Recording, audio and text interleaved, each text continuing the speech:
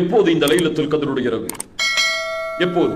அல்லாஹ்வுடைய தூதர் ஸல்லல்லாஹு அலைஹி வஸல்லம் அறிவிக்கிறார்கள். ஆயிஷா রাদিয়াল্লাহு அன்ஹா அவர்கள் கூறுகிறார்கள், அல்லாஹ்வுடைய தூதர் இறுதி 10 இரவுகளை அடைந்தால் கூறுவார்கள், தஹர்ரவு லைலத்துல் கத்ரி ஃபில் அஷ்ரில் அவாஹிர் மின் ரமதான். லைலத்துல் கத்ருடைய இரவை ரமதானுடைய இறுதி 10 நாட்களில் தேடிக்கொள்ளுங்கள்.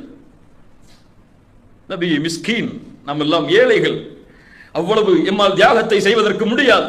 அல்லாஹ்வுடைய தூதர் ஸல்லல்லாஹு அலைஹி வஸல்லம் விதிவிலக்கு அளித்தார்கள். அடுத்த நபி மொழியில் அதுவும் இயலவில்லை என்றால் தஹர்ரவு லைலத்துல் கத்ரி ஃபில் வித்ரி மினல் அஷ்ரில் அவாஹிர் மின் ரமதான். ரமதானுடைய வித்ருடைய நேரங்களில், அதாவது ரமதானுடைய இறுதி 10 இரவுகளில் வித்ருடைய அடிப்படையில் வரக்கூடிய இரவுகள் 21, 23, 25, 27, 29. இந்த 5 இரவுகளில் ஓர் இரவில் தான் அல்லாஹ் பொக்கிஷமாக ஆக்கி வைத்திருக்கக்கூடிய இரவின் கிரீடமாகிய லைலத்துல் கத்ர் இருக்கிறது. தேடிக்கொள்ளுங்கள். இன்னும் சில ஹதீதுகளில் அல்லாஹ்வுடைய தூதர் 23 தேடிக்கொள்ளுங்கள் என்று சொன்னார்கள். இன்னும் சில ஹதீதுகளில் 25, 27, 29 தேடிக்கொள்ளுங்கள் என்று சொன்னார்கள்.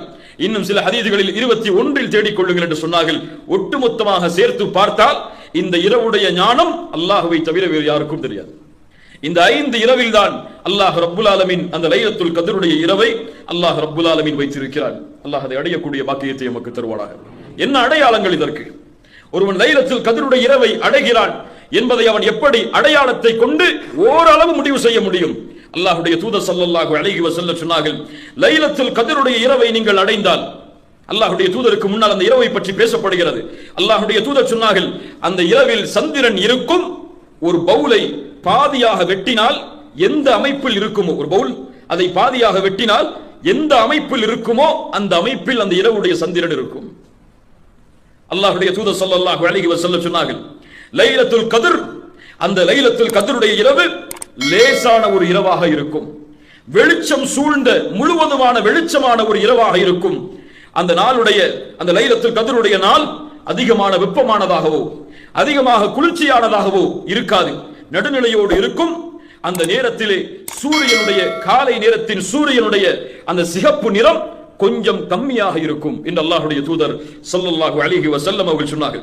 மேலும் அல்லாஹ்வுடைய தூதர் ஸல்லல்லாஹு அலைஹி வஸல்லம் சொன்னார்கள், லைலத்துல் கத்ருடைய இரவில் உதிக்கக்கூடிய சூரியனுக்கு கதிர்கள் இருக்காது. சூரியனுக்கு கதிர்கள் இருக்காது. இந்த அடையாளங்கள் தான் அல்லாஹ்வுடைய தூதர் ஸல்லல்லாஹு அலைஹி வஸல்லம் சஹீஹான அடிப்படையில் இன்னும் சில அடையாளங்களை சொன்னார்கள்.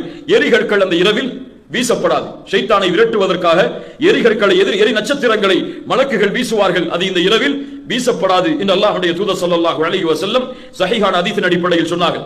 இது மட்டுமல்லாமல் இன்னும் மக்களிடத்திலே சில புழக்கத்திற்குரிய ஹதீஸுகள் எல்லாம் இருக்கிறது. லைலத்துல் கத்ருடைய இரவை அடைந்தால் நாய் குறைக்காது. இருக்கிறதா இல்லையா?